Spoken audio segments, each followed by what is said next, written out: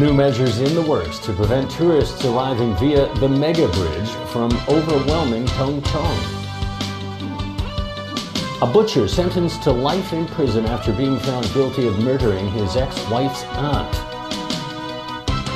And Jeff Sessions resigns as U.S. Attorney General at Trump's request, throwing the Russia probe into question.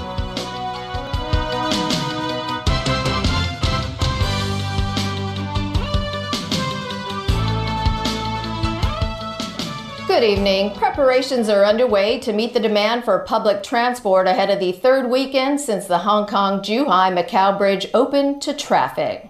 Sources say the government will announce new measures to avoid visitors from packing the Hong Kong port area and Tung Chung. As Christy Lung reports, there may be new bus routes to take tourists to other parts of the city. Long queues of visitors could be seen as the Hong Kong ports area during the last 2 weekends. Travelers had to wait up to 3 hours during peak hours just to get on buses to go to Tung Chung Town Centre.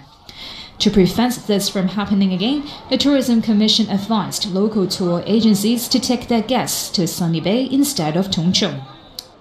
This morning, more visitors than before could be seen taking the B5 bus, which heads to Sunny Bay. Lawmaker Holden Chow, who is also a Tung Chung District Councillor, has reservations about the Tourism Commission's recommendation. Sunny Bay is not a major destination for tourists. It's better for the government to allow the coaches to pick up the tourists to real major shopping destinations like Tsim Sha Tsui and Mong Kok. And that would be more effective in diverting the tourists and ease the pain for Tung Chung City Centre in dealing with too many tourists. Legislator Frankie Yik, who represents the transport sector, suggested that the government should open new bus routes to major shopping malls in Tsing Yi, Tsuen Wan, Tuen Mun and Kwun Tong. Besides taking public transport, visitors can also make use of coaches arranged by their local agencies. However, the 8 pickup points reserved for this purpose were left idle this morning. To use these pickup points, the Transport Department currently requires local tour agencies to apply 3 working days in advance. The tourism sector has called this arrangement inconvenient and urged the authorities to shorten the application period to just 1 day. Christy Lung, TVB News. A butcher was sentenced to life in prison today after being found guilty of murdering his ex-wife's aunt and dismembering her body.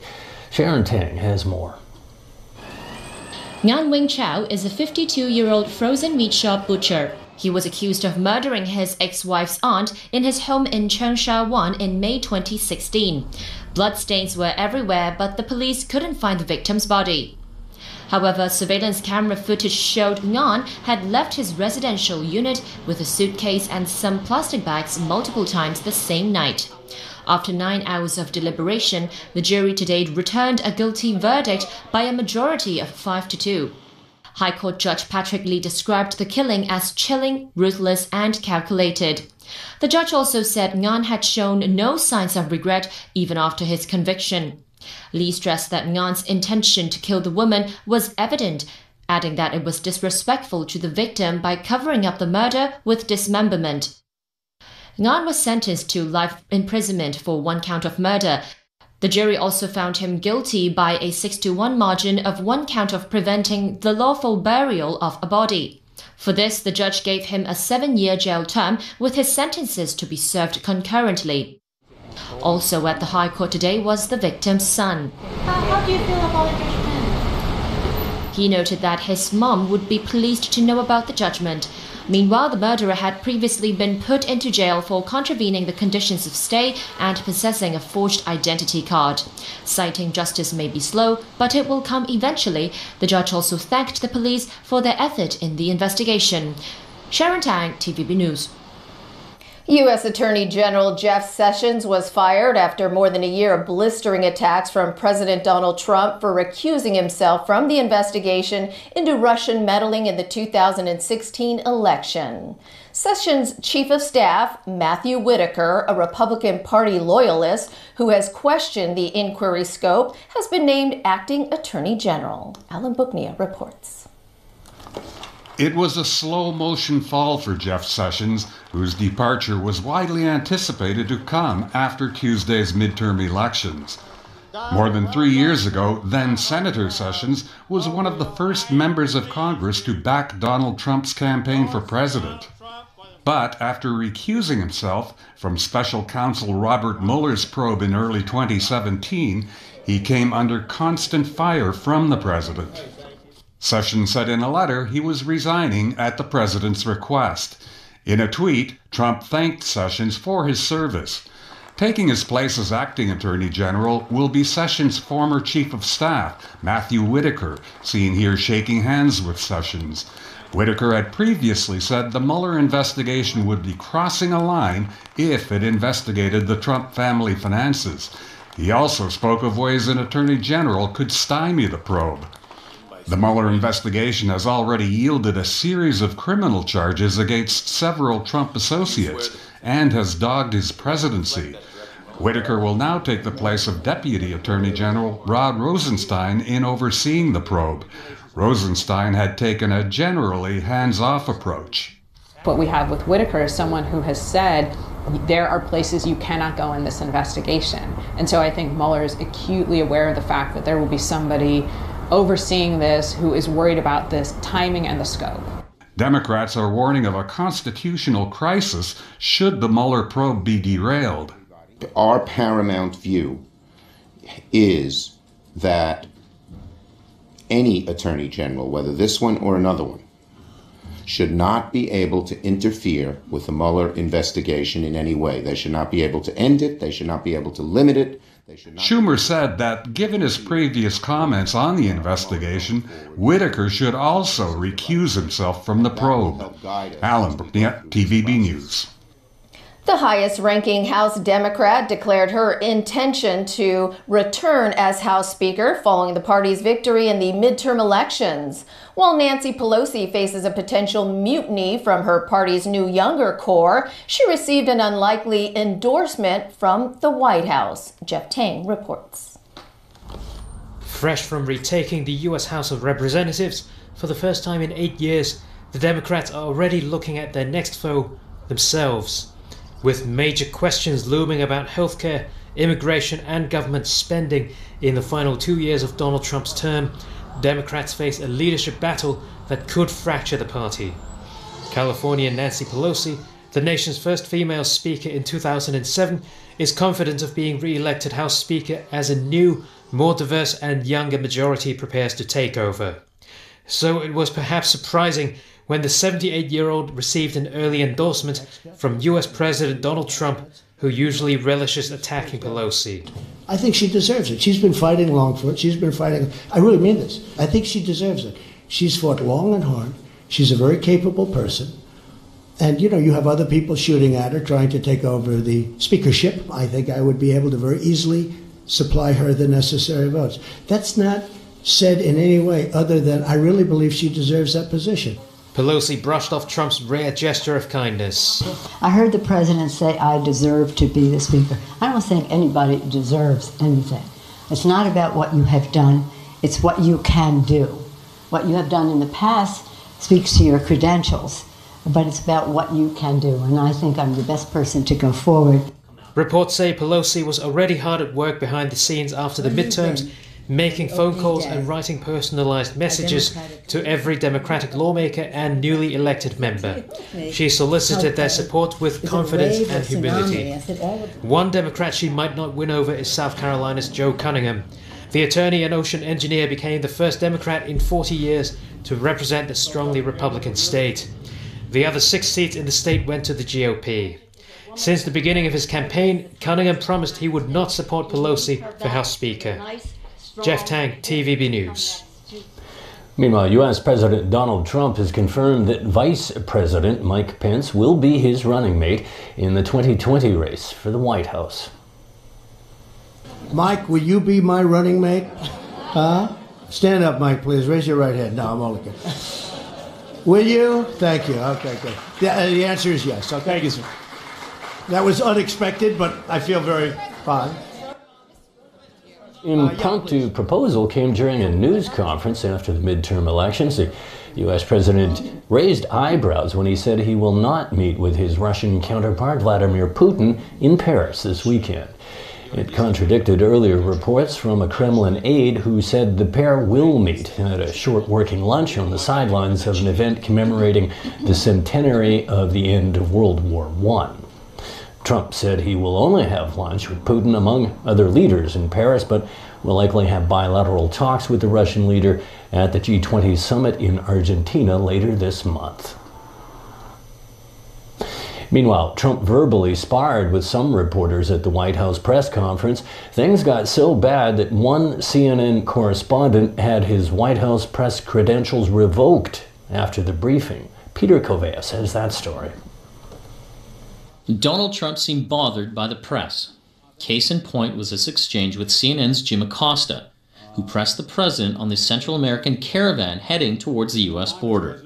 Your campaign had an ad showing migrants climbing over walls and so on. That's true. But they weren't actors. They're not going to be doing that. They weren't actors. Well, no, it's true.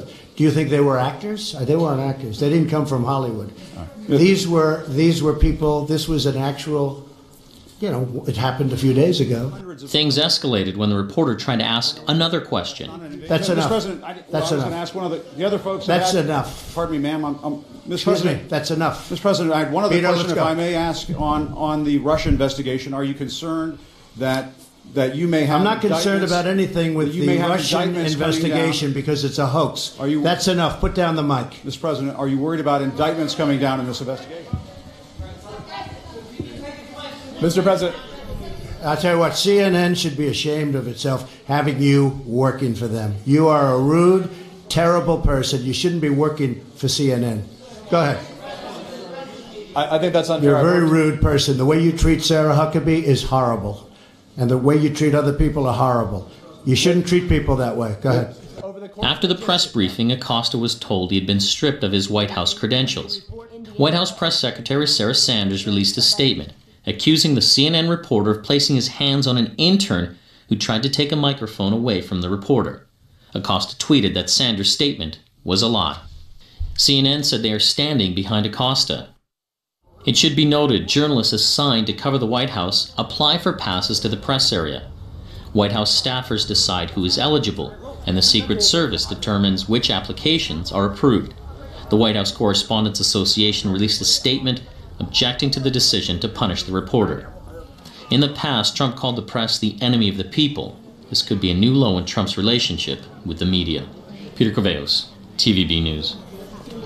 There has been another mass shooting in the United States. Police were called out to this area in Thousand Oaks, California, after a gunman started shooting inside a bar. The sheriff says 13 people are dead, including a police officer and the shooter. Police did not say how the gunman died. Police have so far released few details about the shooting. The 79 students kidnapped by separatists in Cameroon have been released, but 2 of the 3 teachers abducted with them are still being held. The students, aged between 11 and 17, were brought to a church in the regional capital of Bamenda. They were abducted Sunday night in a part of Cameroon hit by violence and instability caused by armed separatists who demand the schools be closed. They often kidnap students, but this was the largest number abducted so far. A previous abduction at the school was resolved when the church paid a ransom. The separatists have also set fire to at least 100 schools. And still ahead in our newscast, some classes at Toon Moon School suspended due to an EV71 outbreak. Hang Seng Management College officially renamed as a university. And solar panels on New World First ferries.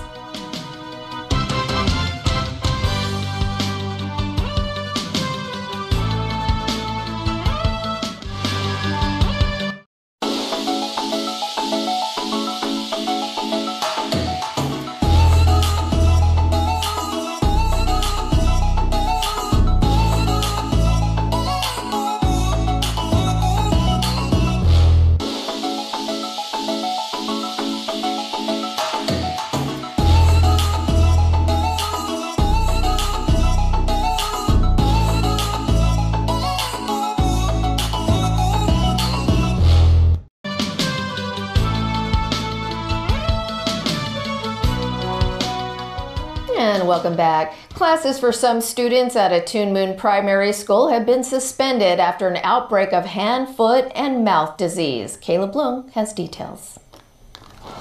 A primary school in Tuen Mun is on high alert after a hand, foot, and mouth disease outbreak.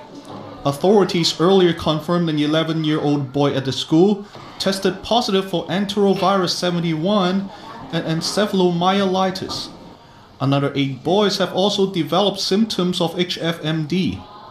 As a result, the school has suspended classes for primary 5 and primary 6 students for 2 weeks. Meanwhile, younger students were given face masks when they arrived for classes this morning. There was also staff present to take their temperatures. Parents were asked to report any infections to the school immediately. The Center for Health Protection warned that the local HFMD activity is currently at a high level, while EV71 is one of the major causes of the disease. Symptoms include rashes or lesions on the palms, soles, and other parts of the body. Caleb Leung, TVB News. A probe looking into the Hong Hom MTR station construction scandal continued today. A senior executive from main contractor Leighton told the court he was not aware of the cutting of rebars until this year. Haley Joe reports. Malcolm Plummer, Leighton's project director, testified through a video link from Australia today. The lawyers acting for the inquiry commission and the government fired questions at Plummer. Their focus was on finding out to what extent he knew about the cutting, as well as how responsible he was in overseeing the works done by subcontractors. Plummer said he was not aware of any threaded ends of rebars being cut off until the middle of this year. The leading counsel for the commission asked Plummer if he has seen the non-conformance report on defective steel bars issued by Leighton to Feng Sheng in 2015. Plummer said he can't recall seeing it or being involved in any discussion about it, even though it was issued in his name. The government's lawyer Richard Koh then asked Plummer when the irregularities were discovered and if he personally carried out an investigation before deciding whether to issue an NCR. Plummer said the process was handled by many people, but not necessarily on a personal basis. The lawyer also asked about how the bar fixing works done by Feng Sheng were inspected and supervised by Leighton. Plummer said inspections were done on a fairly regular basis, but he never oversaw one himself. Plummer categorically denied Jason Poon's corruption allegation, calling it a complete fabrication. Plummer also claimed that corruption never existed in the first place. Haley Zhou, TVB News. It's a new chapter for Hong Kong's tertiary education sector as it welcomes a second private university. The Hang Seng Management College has been renamed the Hang Seng University of Hong Kong. The school's management attended a launching ceremony and unveiled a commemorative plaque. The university's president, Simon Ho, said it took them 8 years of hard work to gain university status. New World First Ferry will be spending $300,000 to install solar panels on its fleet of boats and also its office building. 4 solar panels were installed on this ferry to power its 6 ventilation systems. More ferries will undergo similar modifications in phases if the trial is a success. The ferry operator has also put more than 24 solar panels on the roof of its office building in Lai Chi Kok. The amount of electricity produced per year will be equivalent to 5% of the building's annual power usage. U.S. aviation authorities have issued an emergency airworthiness directive on how to deal with a sensor glitch on the new Boeing 737 MAX jet. It applies to nearly 250 such jets worldwide. The move follows last week's Lion Air plane crash in Indonesia that killed all 189 people on board. The directive gives regulatory weight to Boeing's safety bulletin that it sent to operators of Boeing 737 MAX 8 and MAX 9 aircraft based on the ongoing investigation into the Lion Air crash. The U.S. Federal Aviation Administration said erroneous data from the angle of attack sensor, which helps prevent the plane from stalling and diving, could make the aircraft difficult to control. The directive instructs airlines to make specific changes to flight manual procedures for responding to the problem. And from all of us, thanks for joining us. Bye for now.